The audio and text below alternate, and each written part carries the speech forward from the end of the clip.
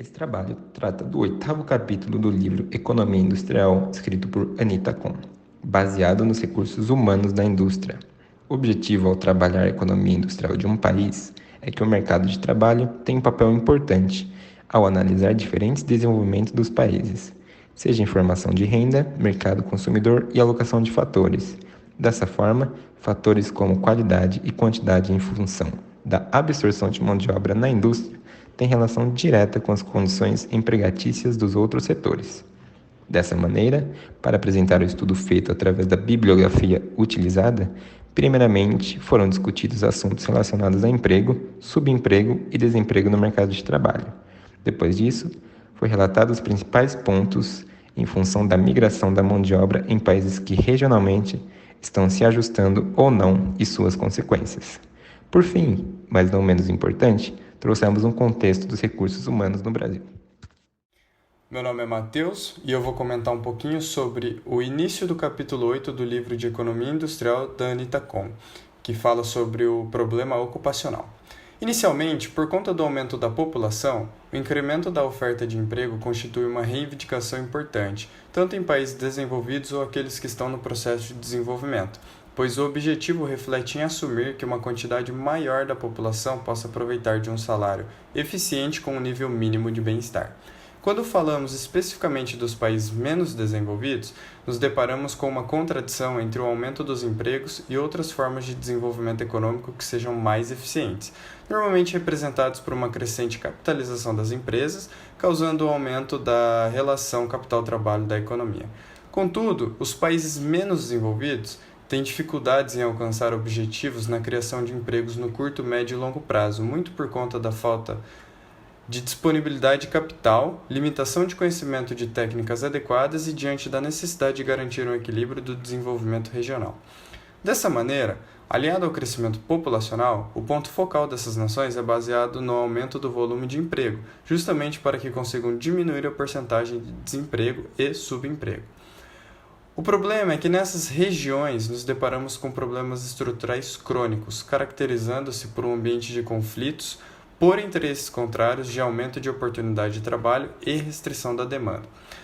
Nestes países menos desenvolvidos, é presenciado o subemprego, onde uma parcela da mão de obra aplicada é reconhecida por trabalhadores que estão em empregos de tempo parcial, por temporada, por ocasião ou até mesmo por relação de baixa produtividade.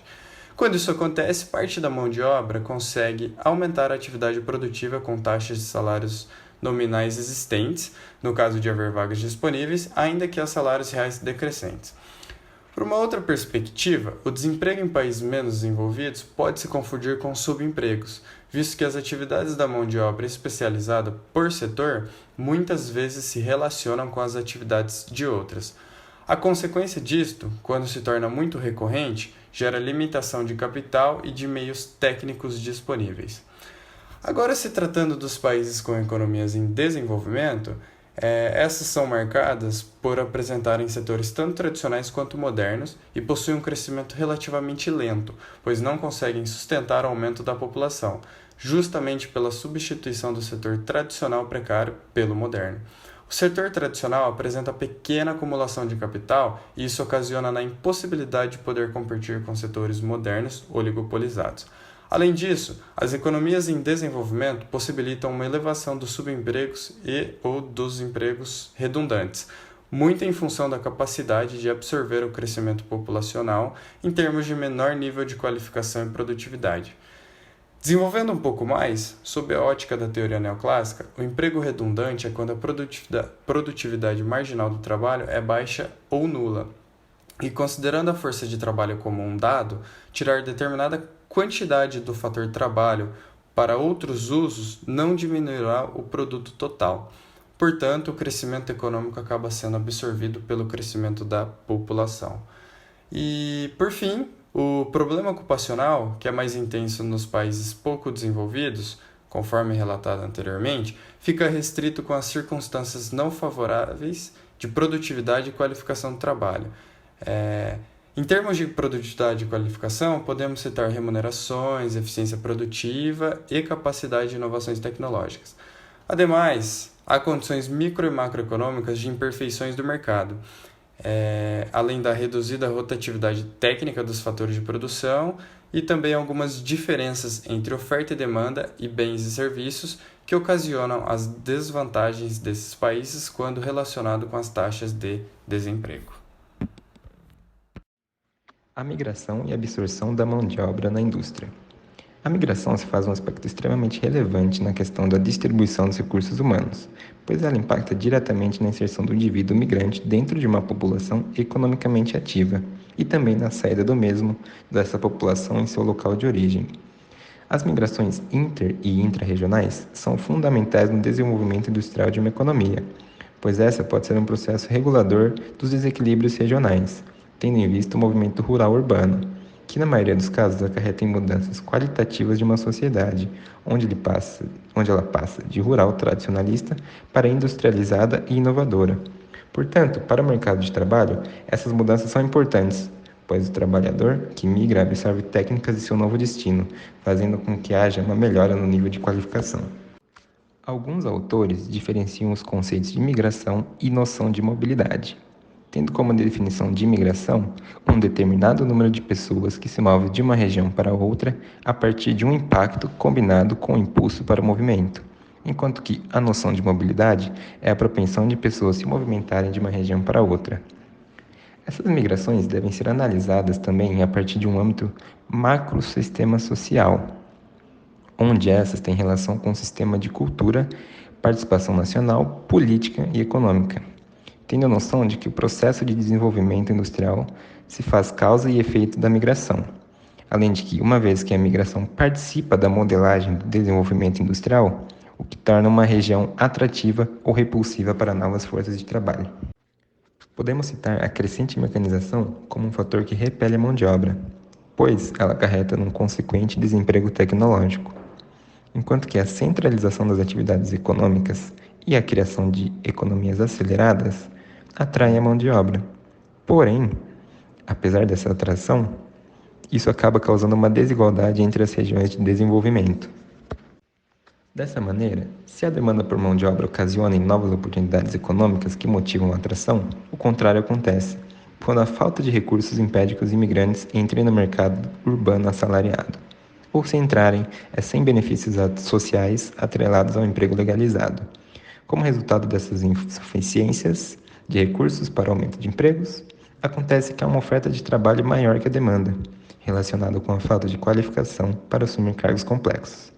Portanto, verifica-se a alocação desses trabalhadores em posições autônomas e informais, mesmo que seja no setor privado. Com a introdução de novas tecnologias e o consequente aumento da produtividade, é notável que nas regiões industrializadas de países menos desenvolvidos, a demanda por mão de obra cresça menos que o produto, gerando desequilíbrio entre oferta e demanda no mercado de trabalho e possível recessão. Todavia, o emprego autônomo, mesmo que mal remunerado na maioria dos casos, dá ao imigrante uma condição de remuneração e de emprego alternativo em relação ao campo. Podemos citar 3 tipos de migração: a rural-rural, a rural-urbana e a urbana-urbana, onde os 2 últimos refletem em um impacto mais relevante para o crescimento de uma região, visto que intensifica o processo das estruturas produtivas para o desenvolvimento econômico, através de transformações de técnicas produtivas, atitudes e movimentações, gerando novos padrões de conduta. Os movimentos de migração acarretam em algumas mudanças em relação à natureza da força de trabalho, pois notam-se alterações nas estruturas demográficas em termos de faixa etária da população, onde os mais jovens tendem a migrar. Outro ponto na demografia é a seletividade que é verificada por conta do sexo, visto que as mulheres migram para os centros mais adiantados, enquanto os homens direcionam-se para as regiões mais distantes e correndo mais riscos. As mudanças nos movimentos de imigração também refletem na seletividade educacional, que se baseia na ideia de que os emigrantes têm um nível educacional mais baixo em relação ao seu destino.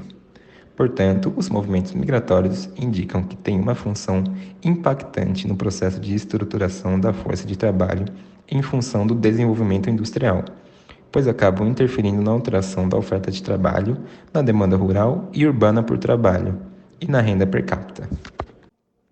A abordagem tradicional sobre o desenvolvimento econômico relaciona a migração com o objetivo de maximizar a renda per capita, com base no tamanho da população. Ou seja, uma área seria superpopulosa ou subpopulosa quando um decréscimo ou acréscimo da população aumentasse a renda per capita. A variação da população é utilizada para comparar relações entre a migração interna e o crescimento econômico, ressaltando a relevância da mobilidade dos recursos humanos. Dessa forma, é analisada a força de trabalho de uma região juntamente com os dados migratórios, mostrando que, em termos de oferta de trabalho, as taxas de crescimento populacional entre diversas regiões são diferentes. Com isso, é visto que algumas regiões são quantitativamente mais eficientes em mão de obra e em questão de produção. Pelo lado da demanda, o desenvolvimento é definido por mudanças na importância dos ramos industriais e da agricultura, manufatura e serviço. A dotação de recursos e outros fatores fazem com que essas mudanças intensifiquem ainda mais as desigualdades. Sendo assim, será notória a diferença entre as regiões na produtividade de trabalho e nas oportunidades de emprego. Historicamente, os resultados dos efeitos migratórios dos países desenvolvidos e em desenvolvimento indicaram uma tendência na alocação dos recursos humanos, em resposta às mudanças relativas de opção de investimento entre regiões. Myrdal relata que os movimentos de capital e mão de obra contribuíram para aumentar as diferenças das desigualdades de renda per capita, ocasionando em desequilíbrios. No entanto, os movimentos migratórios podem ou não equalizar e equilibrar as diferenças regionais, e podem acontecer mesmo sem a presença de oportunidades melhores de emprego e de salários. Isso por conta de que, em determinadas situações, o polo econômico continua atraindo força de trabalho, mesmo sem possibilitar a absorção do mercado de trabalho formal. Analisando a história do Brasil como um todo, é possível observar que a modernização tecnológica e a reestruturação da divisão do trabalho apresentaram uma dinâmica mais intensa na década de 50 até o fim da década de 70, período em que houve um crescimento da população ocupada em trabalhos mais técnicos, científicos e administrativos. No entanto, a década de 80 apresentou resultados em queda relativa aos períodos anteriores. A queda de 0,9% das taxas anuais de investimentos em formação bruta de capital fixo fez com que ficasse impossível prosseguir com o ritmo de modernização apresentado nas décadas anteriores. Este acontecimento fez com que o nível de emprego sofresse uma queda, realocando trabalhadores com carteira assinada para a condição de conta própria ou sem carteira. Os padrões característicos da divisão do trabalho no Brasil revelam defasagem entre as condições atuais de composição da força de trabalho e as metas internas ou internacionais de modernização. No início da década de 90, o Banco Mundial considerava o Brasil como um país de renda média em torno do PNB capita. Porém, os níveis educacionais e a distribuição ocupacional aproximavam o país mais intensamente daquele da renda média baixa. As configurações das estruturas ocupacionais dos países, representadas pela participação dos trabalhadores em grupos de ocupações definidos, resultam de duas condições básicas. A primeira, características das respectivas estruturas produtivas, e a segunda, níveis de desenvolvimento tecnológico dos processos produtivos. Os países com menor renda per capita possuem uma economia baseada substancialmente na produção rural, com baixa porcentagem de trabalhadores no setor secundário, principalmente nas áreas técnicas, científicas e administrativas. À medida do aumento dos níveis de desenvolvimento e de industrialização, a participação dos trabalhadores qualificados nessas ocupações aumenta, até atingir o nível de maturação e passar a atender novos padrões de demanda no setor terciário complementar, como serviços financeiros, consultoria e manutenção. O Brasil, mesmo com uma situação compatível com a dos países de renda média, menos de 7% dos trabalhadores exercem atividades tecnocientíficas qualificadas, abaixo da média de 10% dos países na mesma faixa de desenvolvimento. O baixo nível de investimento na década de 80 contribuiu para o agravamento das condições de modernização do Brasil. As diferenças regionais na estrutura produtiva brasileira. Quando analisamos em nível regional, encontramos dispersões consideráveis nesses padrões médios do país. Isso devido à concentração historicamente inicial de investimentos em inovação tecnológica na região Sudeste, assumindo aspectos de que a autora chama de desconcentração concentrada, em torno deste centro polarizado. Haja vista a forte concentração da população ocupada nas atividades industriais dinâmicas paulistas. No Nordeste, alocam-se quase 27% dos trabalhadores do país, contribuindo com cerca de 12% do PIB, com uma renda per capita pouco acima dos R$ 750, enquanto o estado de São Paulo ocupa em torno de 24% dos trabalhadores, gerando cerca de 39% do PIB, com uma renda per capita próxima aos R$ 3.300. Esses exemplos demonstram que a composição das estruturas produtivas são muito diferentes. Apesar de o Nordeste concentrar próximo a 18% dos trabalhadores das indústrias do país, seu índice de especialização nessa área é inferior e se situa no setor primário, que aloca cerca de 45% dos trabalhadores agrícolas nacionais. As expressões da distribuição ocupacional regionalizada. Se a composição das estruturas produtivas espaciais do país reflete os níveis de desenvolvimento econômico, sua distribuição ocupacional regionalizada revela o grau de progresso tecnológico em cada espaço. No Sudeste, apesar da condição de centro econômico polarizador, a estruturação de São Paulo retrata a coexistência de tecnologias de ponta com tecnologias mais tradicionais.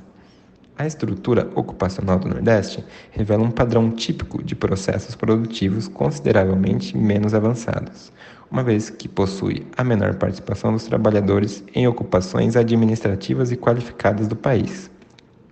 A observação dos níveis de escolaridade revela que, para cada categoria ocupacional, o Nordeste apresenta uma média de anos de estudo inferior às demais regiões do país, enquanto Rio de Janeiro e São Paulo apresentam uma média superior. Essas condições permitem inferir-se a relação entre qualificação dos recursos humanos e desenvolvimento tecnológico. Pode-se concluir que essas diferenças regionais refletem as características da demanda por trabalho, demanda essa que se molda à possibilidade da introdução de inovações tecnológicas em regiões em que a força de trabalho responda com maior rapidez e eficiência. Subsídios para a política de modernização tecnológica industrial brasileira e o ajustamento de recursos humanos. O Brasil perdeu posições no mercado internacional em relação a outros países que iniciaram seu processo de industrialização no mesmo período, com o mesmo ritmo e que, no entanto, continuaram seu desenvolvimento no período mais recente. Muito disso se deve a determinados padrões de crescimento em 1980, que não continuaram avançando nos anos seguintes. A observação das diferenças regionais da distribuição ocupacional brasileira revela que essas diferenças associam-se a estruturas produtivas mais ou menos especializadas em setores dinâmicos e refletem o grau de desenvolvimento tecnológico dos diversos espaços. Sendo assim, podemos afirmar que as regiões mais desenvolvidas em termos de renda per capita apresentam uma especialização acentuada em setores industriais e terciários e uma representatividade superior de ocupados em categorias mais qualificadas. Paralelamente, revelam ainda um maior percentual de ocupados em empresas, enquanto as regiões menos avançadas mostram uma participação superior de trabalhadores por conta própria e de não qualificados nas empresas. Dessa forma, podemos afirmar que qualquer discussão sobre a busca por modernização tecnológica no Brasil deve levar em conta as diferenças das realidades regionais e a intervenção governamental e privada. Essa modernização deve contemplar não apenas o aumento da produtividade e da competitividade, mas também buscar formas de organização da produção e processos de produção próprios, baseado nas condições específicas de cada região ou estado.